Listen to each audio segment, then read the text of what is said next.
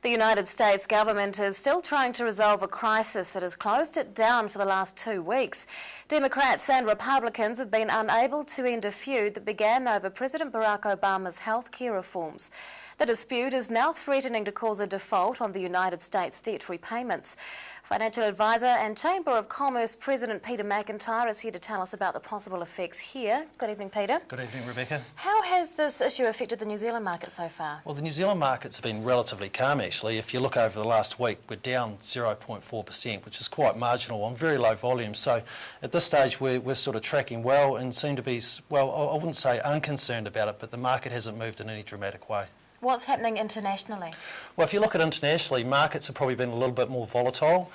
In the last week, the US markets in particular had a really good run. The volatility index, which is a measure of the volatility that's going to occur in the market in the next week or the next 2 weeks, has risen to its highest level in June. So there is some concern out there that as the longer this goes on, the greater the situation becomes, or the mess becomes, if you like. How might an investor view the situation? Well, an investor should be concerned because this has implications for global growth, both in the States and internationally as well. But also it's the news vacuum. There's a lack of news data that's coming out of the States. Usually we'd get weekly housing start numbers or job numbers coming through. These haven't been prevalent. So the market's really running not knowing what's actually happening in the economy, which is a premise which you don't want to carry on for too long because without some real hard data, the markets just don't know really where they are.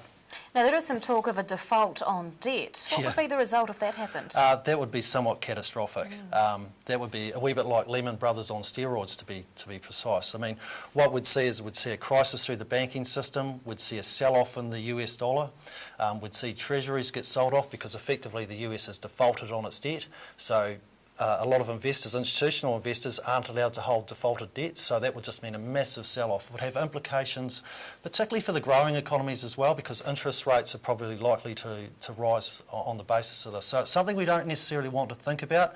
It's something that the markets currently think this will be resolved. If you go back since 1962, 74 times the debt ceiling's been raised. So this is not uncommon, but it seems to be particularly sticky at the moment between the Republicans and the Democrats, particularly around that Obama healthcare plan. Now, it's been suggested that the New Zealand dollar may come under pressure. Why would that happen? Well, if we saw a sell-off in US-based assets, it's going to mean that our dollar would rise. So we're likely to see our dollar just go right through that $1 cross rate between the US. So that's going to have a major impact on our exporters.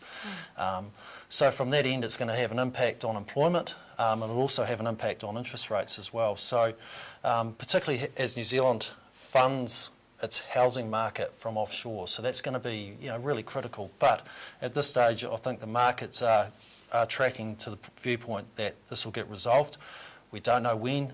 This Thursday is the key date, the 17th of October, but they do say there's likelihood of another couple of weeks after that. Chamber of Commerce President and Financial Advisor Peter McIntyre, thanks for your time. Thank you.